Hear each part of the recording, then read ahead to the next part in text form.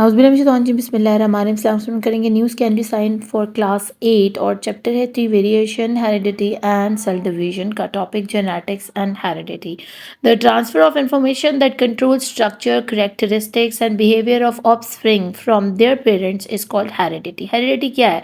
जो चीज़ आपको आपके वालिदैन से विरासत में मिलती है, उसमें आपकी जहानत है, आपकी आंखों का रंग है, आप के चेहरे के नक्श खदो खाल हैं, आपका लंबा या छोटा होना है। Every type of animal and plant produce offsprings which are not exactly the same as the parents but do share some common features with them such as shape. तो हाँ, सिर्फ इंसानों में नहीं बल्कि जानवरों और पौधों में भी हेरिडिटी का सिलसिला चलता है। जैसे ही उनके जिस्म में से या उनकी बॉडी प्रोड्यूस करती है नए पौधे या नए ऑफस्प्रिंग्स जानवरों में उनके बच्चे या अंडे, तो वो कम्प्लीटली अपने माँ बाप से मिलते हुए तो नहीं होते हैं, लेकिन उनकी कुछ ना कुछ चीज़ें उनके अंदर मौजूद होती हैं, जिनमें सबसे बड़ी बात है उनकी शेप का होना। यानी मुर्गी का बच्चा मुर्गी की तरह ही दिखता है और घोड़े का बच्चा घोड़े के जैसा ही दिखेगा, तो शेप तो एग्जैक्ट जाकर लगती है, लेकिन उसके बाद वो घोड़ा कितना तेज़ भागता है या उसका रंग क्या है, उसके बाल कैसे हैं, या उस पौधे में फल उसके माँ बाप पौधों से ज़्यादा लगते हैं या कम लगते हैं, मीठे हैं या कम मीठे हैं, ये सारी बातें जो है ना फिर आगे जीन्स के ऊपर जाती हैं। जो सबसे पहली चीज़ हेरिडिटी में आप लेते हो वो आपके पेरेंट की बॉडी है, उनकी शेप है। Genetic is the study of how heredity works. अब जेनेटिक्स क्या है?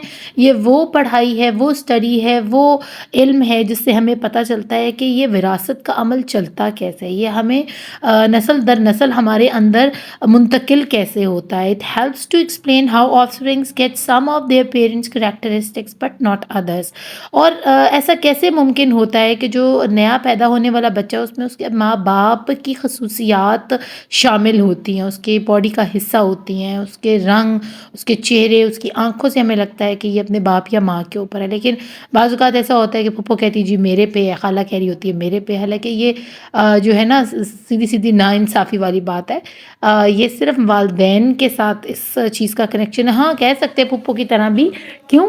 क्योंकि वो और उनके वालिद और उनकी जो बहन है वो भी तो एक ही बाप की औलाद है ना, तो वो सेम जीन्स को उनके अंदर मौजूद हैं, वो खसूसियात सेम मौजूद हैं। कुछ लोग ऐसे मैंने देखे हैं कि जिनके दादा और उनके पोता बिल्कुल सेम शक्ल के होते हैं, हालांकि बाप से उनकी इतनी शक्ल नहीं मिलती, लेकिन वो हेरिडिटी के जो जीन्स हैं वो दादा से जो बाप की तरफ ट्रांसफ़र हुए, वो मैच्योरिटी में जाकर जब अगले बच्चे को मिलते हैं तो वो फिर कंप्लीटली उसको कवर कर लेते हैं, यानी बिल्कुल उसको अपनी शक्ल, अपना रंग, अपनी वो चीज़ें देना शुरू कर देते हैं बहुत ज़्यादा 100% बोनस के साथ। The basic unit of heredity are genes. Genes carry information that determines characteristics such as the colour of your hair, how tall you are and even if you are left handed और right handed. अब genes क्या करते हैं? Jeans आपके chromosomes का हिस्सा है, ठीक है? और ये क्रोमोसोम्स कहाँ पाए जाते हैं? ये आपके न्यूक्लियस, हर सेल के न्यूक्लियस के अंदर ये क्रोमोसोम मौजूद होते हैं। इन्हीं जीन का ये काम है जो कि ये फैसला करेंगे कि आप सीधे हाथ से लिखना सीखोगे या उल्टे हाथ से, आपकी आंखें ब्राउन होंगी या ब्लैक, आपके बाल सुनहरी होंगे या काले। तो ये सारी चीज़ें जो हैं आपके जीन डिसाइड करते हैं, जो कि आपके पेरेंट्स से आपको मिलते हैं इन हेरिडिटी, ठीक है, विरासत के तौर पर। तो हेरिडिटी में जो चीज़ आपको मिलती है जो कि ये फैसला करती है आपके बालों, अपने रंग, आपकी आँखों, आपके स्किन कलर का, वो ये जीन्स हैं। और ये जीन्स कहाँ मौजूद है? आपके क्रोमोसोम्स का हिस्सा है। और क्रोमोसोम्स कहाँ मौजूद हैं?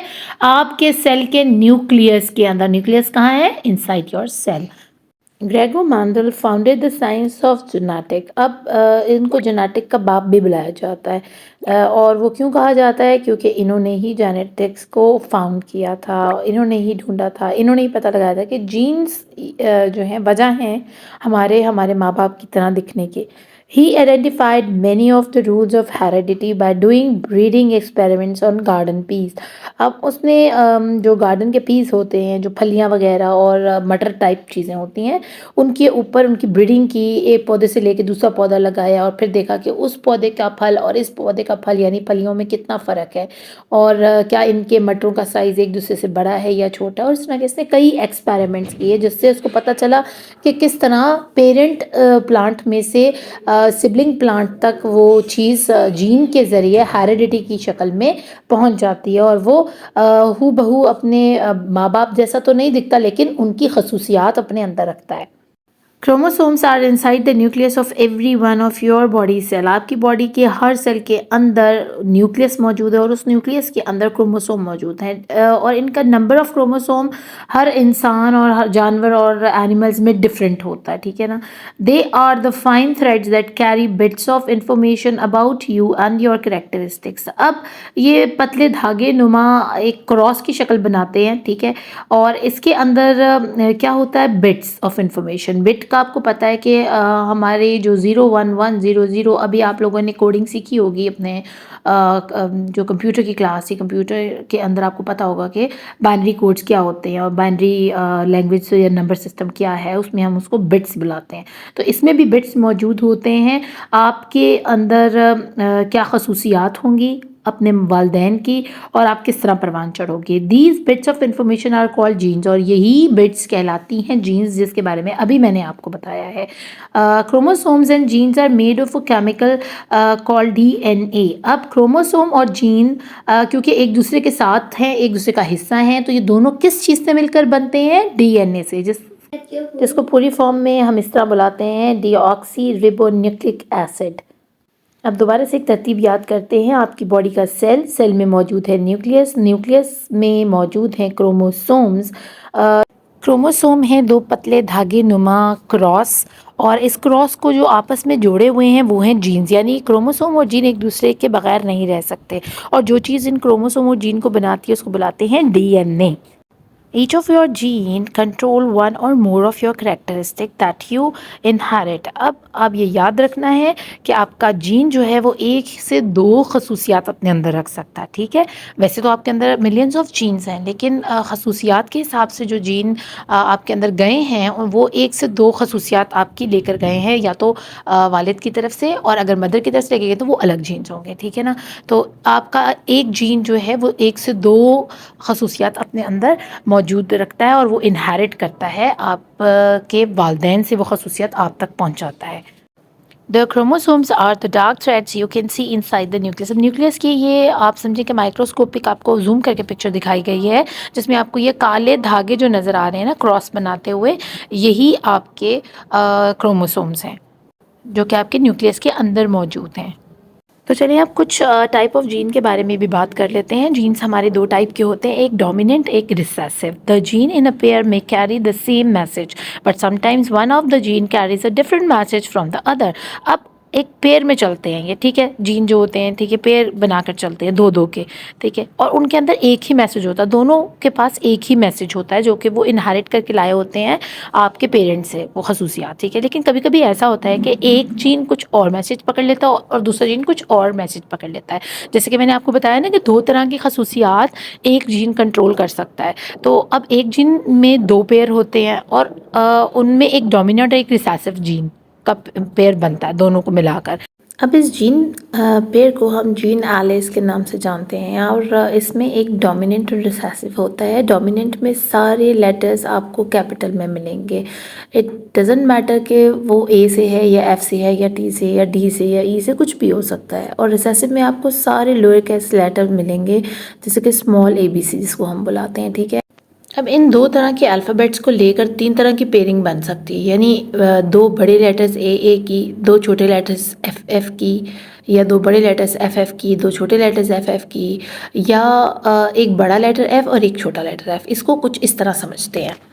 कैपिटल लेटर्स हमेशा फादर के होते हैं और स्मॉल लेटर्स हमेशा मदर की तरफ से आते हैं, ठीक है। अगर तो वो जो एले की पेयरिंग हुई है जीन के अंदर, वो दोनों बड़े लेटर्स हैं, यानी बड़े एफ है, तो आप समझ लें कि उस कैट का जो बेबी होगा, वो भी, उसका किटन भी अपने बाबा की तरह ब्राउन ही होगा, बेशक उसकी माँ चाहे ग्रे क्यों ना हो।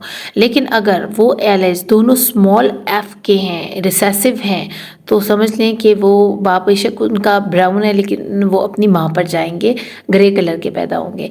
लेकिन अगर एक कैपिटल एक तरफ एक एल जो है जिसमें हम कहते हैं मिक्सअप हो जाना, उसमें एक कोई और मैसेज पकड़ रहा है, एक बाप की तरफ से मैसेज पकड़ रहा है, एक माँ की तरफ से मैसेज पकड़ रहा है और एक बड़ा एफ एक छोटा एफ आ गया है, तो भी बच्चा जो है बाप की तरह ही दिखेगा।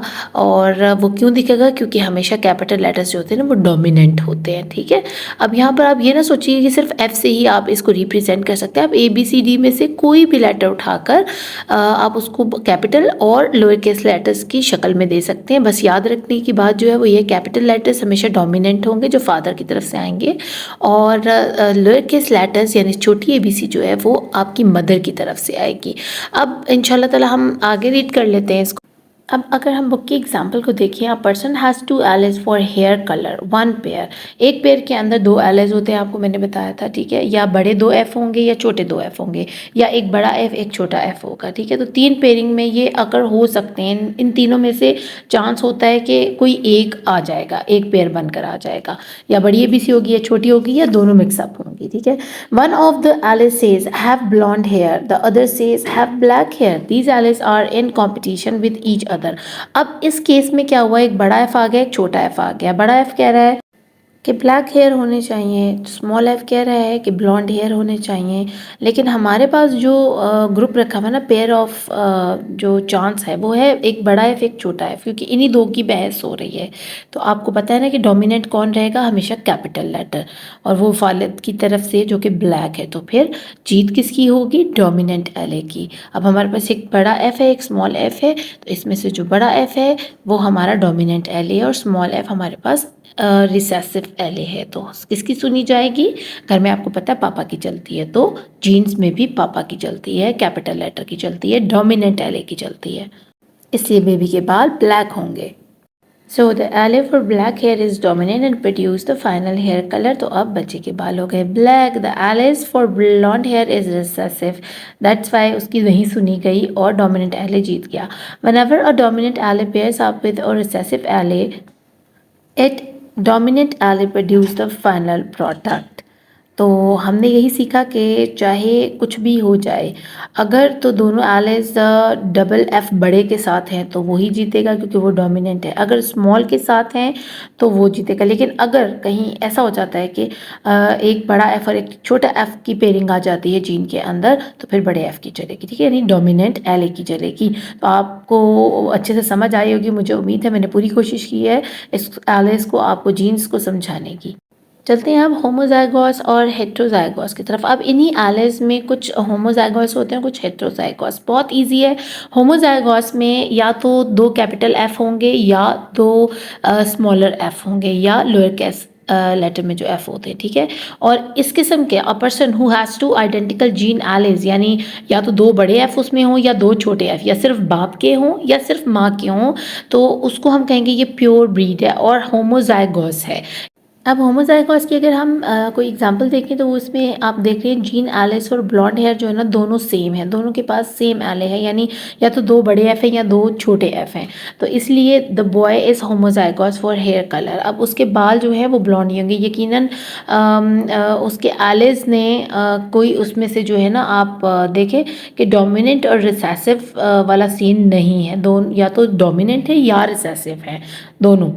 तो इसलिए उसके बाल जो है आप देख रहे हो कि ब्लॉन्ड है, क्योंकि एलिस में लड़ाई नहीं हो रही है, 2 डिफरेंट नहीं है, एक बड़ा एक छोटा एफ नहीं है। जीन एले फॉर ब्लॉन्ड हेयर, जीन एले फॉर ब्लैक हेयर। अब यहाँ पर आपको नीचे जो कुछ नज़र आ रहा है उसमें क्या है कि यहाँ पर 2 अलग अलग बातें हो रही हैं। ठीक है, एक में जीन दिया गया ब्लॉन्ड का, एक में ब्लैक का। तो जो भी डोमिनेंट होगा वही कलर उस बच्चे के बालों का होगा। One allele says have blond hair and one says have black hair. अब ये वाला सीन क्या है, ये होमोजाइगोस नहीं है, ये हेट्रोजाइगोस है, क्योंकि हेट्रोजाइगोस में मिक्स होता है, एक बड़ा एफ एक छोटा एफ होता है। ठीक है, और होमोजाइगोस में या तो 2 छोटे एफ होंगे या 2 बड़े एफ होंगे। The boy is heterozygous for hair colour. अब ये इसके बाल अगर देखें तो इसके बाल काले हैं, यकीनन इसके वालिद के बाल भी काले होंगे क्योंकि डोमिनेंट एले ने अपना काम दिखा दिया है। और इसके अंदर कौन सा था, हेट्रोजाइगोस का एले था। ठीक है ना, तो ये हेट्रोजाइगोस कहलाएगा बिकॉज इसमें एक बड़ा एफ एक छोटा एफ था, दैट्स वाई इसके बाल काले हैं। On the other hand, a person with two different alleles, one dominant and one recessive, is hybrid or heterozygous for that characteristics.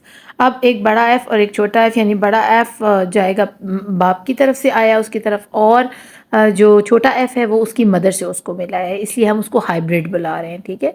यानी उसमें ना दो बड़े F हैं ना दो छोटे F हैं, बल्कि mix of one capital and one small letter है, ठीक है। तो इसी को हम हेट्रोजाइगोस या हाइब्रिड बुलाते हैं, और इसमें सिर्फ डोमिनेंट वाले की सुनी जाती है जो कि पेरेंट होता है या जिसका भी अल्फ़ाबेट बड़ा होता है। उम्मीद करती हूँ आपको इस टॉपिक की अच्छे से समझ आई होगी। अपना खूब ख्याल रखिएगा। Thank you for watching. Allah ने के बाद।